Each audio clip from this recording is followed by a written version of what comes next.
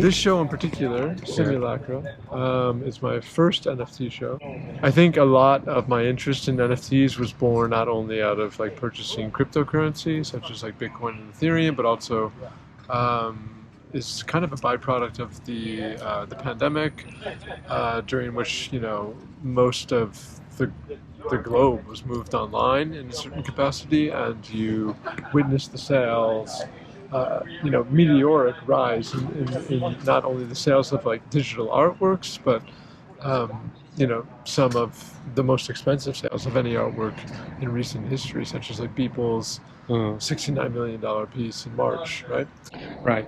So gallerists, curators will see a challenge in the change of the art world. But certainly, that changes. Like, I opened a traditional show since then. That sold a lot better, and I'm earning, typically around like a 35 to 40% range of those sales. So, that changes the calculus for me. So I'm happy to support a show that will give these artists their, like what they deserve. When I looked into setting up my first NFT, which is honorable now, I looked through these through these millions, billions of like artworks on these websites, and it's very difficult to actually find something that is good, right? Like either you know your way around and you're part of this like huge community, but if you want to like go in, in the beginning and look for something,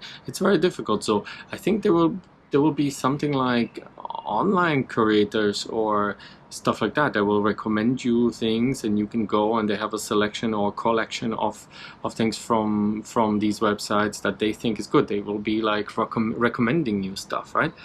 I think that's probably something that's going to happen in the future, or maybe already exists. But what's up with the artists? Like, how does that change the world, the behavior for them? I didn't have a place to show. I didn't have a sense that there was something building or any feasibility to even connect, let alone sell a piece with a collector. So now doing the NFT stuff and exploring that and meeting tons of people and connecting, it's been remarkable and has opened that up again in a way that I haven't experienced. And I think the fact that you can put your work as an artist into a dogs fighting. The fact that you can put your work into a thriving art sales ecosystem instantaneously, essentially, for not a huge price. The fact that you don't have to worry about gallerists and these typical gatekeepers of the art community that can make it so hard to break in as an emerging artist or young artist is remarkable. And for me is really the only reason I'm, it's interesting because we're here doing a show. So you go to the platform that's about decentralization, egalitarian, breaking the gatekeepers, and then you bring them in. But just the fact that we're able to do this here is wonderful, and it's stimulating these kinds of conversations like we just had here. So yeah, definitely these new technologies and options, and I don't know, artificial intelligence, created art, etc., gets your juices flowing, and you're not so much limited. It's like, but how I'm gonna show it?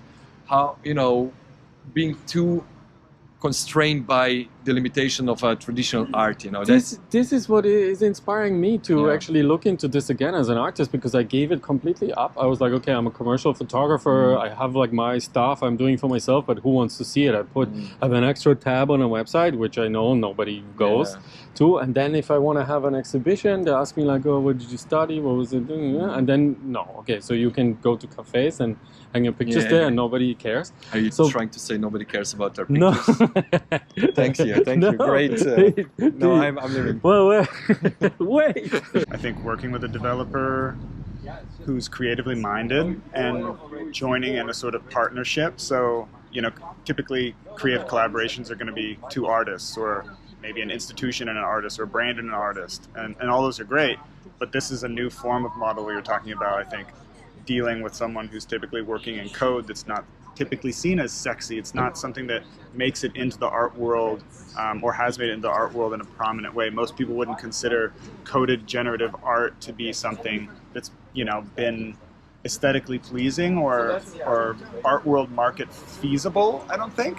Maybe I'm wrong, but Yeah. The fact that those codes are getting more and more elegant, and there's creative developers who want to explore that, machine-generated things, or, you know, in the case of me, looking for a developer who can essentially create a site whereby then our work can change according to real-world information streams and variables, be it the moon cycle or simply time, randomized. It could be with, you know, there's obviously infinite numbers of information streams that you could be pulling, and so you can customize that to the theme or the concept of what's in your art, or to a specific collector who buys your work, be it their birthday or their favorite month of the year or seasons or whatever it is. There's just, it's vast, the opportunities with that. And so for me, that seems interesting if we're talking about leaning more and more towards a virtual direction and enjoyment of things, to have something that can only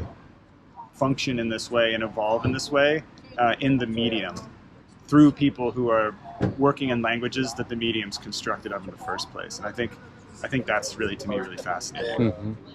Yeah. So it sounds like there is a whole universe, whole new world of art also opening up, of possibilities how to create art, right? Like not just, I mean, the like video and digital photography or CG, but also connecting it with data, right? It's like so all of a sudden there's a add-on, there's a new way to actually create art. It's not just the classical ways that are there, but another door opens up, and you know, lots of people will do things that we've never thought of, never heard of. This will give like artists things like what DJ was talking about, like connecting it to data streams that are available, right? Like your video, your NFT art you buy as a video will change depending on the weather, you know, change colors or change like brightness, or even like develop within, depending of it, if it rains or if it's day or night, or so things will be connected to our world actually. I hear about pieces that like decay over the year and then come back to the original form, you know, like, and you can watch that, you can, you know, which is very exciting. I think just a general question, how do you actually value art? Because there's so much out there and there's so much possibilities, but based on what do you give art value? Art for me is a medium developed by our group or even by myself to express on behalf of me. Since I'm a writer, I write a lot of those, so I mean articles. Yeah, about blockchain, about DeFi, about those NFT stuff. But I found that very interesting that although I'm a very famous writer within this kind of industry, but those artworks, those visual and audio, those kind of even some interactive things, they work much better than my articles as an evangelical tool to persuade those non-crypto people, and also to somehow to build up the identity within our crypto people. This is what my article cannot achieve.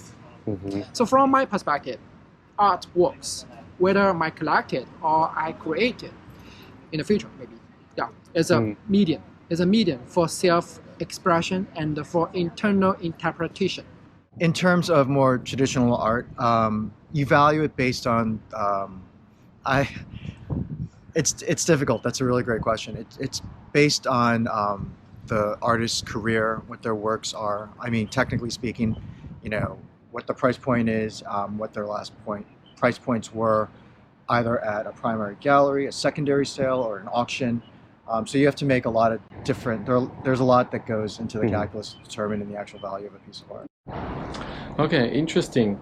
So it's very individual, I guess, like depending on what standpoint, what part of art you are. But what's going to happen in the future? I mean, we are stopping to have a only online world. Now it's going to be on-chain. What is this on-chain world going to look like in the future? Very different than today. I think we're moving towards a digital space, as Cao Yin mentioned, that's going to be on-chain. So when you visit galleries, when you visit museums, I think a lot of social interactions are not going to necessarily be in person, or there will be a greater mix that will migrate more towards the metaverse. So you and I may be having this sort of conversation on a parcel of land, on Cryptovoxel or Decantraland, and as we're viewing in a private gallery or private museum works from people are ferocious, but in the metaverse versus what we're doing like right now. So you saw no rain, basically. It could be virtual rain. But you don't gonna feel it. Yeah. Yeah, you may. I mean, there may be, things that allow you to feel certain things, but not in the traditional sense that we're used to. The NFT or this document of authenticity, it's going to be used, let's say, when you want to sell the apartment, or you want to sell your old shoes online or stuff. So just the use, it's going to be way broader. So everyone is going to have, a wallet, and it's going to be really easy to exchange the ownership of something. You're going to sit in a bar, get a bit tipsy, and like, you know what, I want to buy that. And you're going to, do it at 3 a.m. You can transfer someone money and get, get it on your wallet. Dangerous. So it is dangerous. So it's just going to make a lot of things much easier and faster, Which, instead of saving our time, I think it's going to make us even more busy, because, friends who are into a crypto, they have to be up when the United States wakes up, and when Asia wakes up, and when Europe borders opens and shit. So people are just going to be super, super busy. Hello. I don't see myself moving into like purely NFT shows. I don't think that's viable right now. I mean, talking about platforms such as like OpenSea, like Rareable, OpenRare, like all of these, like they in a certain sense are like replacing galleries, replacing the physical spaces. And I think we should like let that run its course to a certain extent. I mean, you do need to filter through like a bunch of riffraff and rubbish, but at the same time, like I think those are giving the artists a more fair chance. I hope there will be much more power in the hands of individuals and decentralized groups who have equal voting power to say how things should be managed, whether it's your money or your insurance or your car payments or where you buy your food, where your kids go to school, what their kids are being taught, all of these kind of fundamentals of life.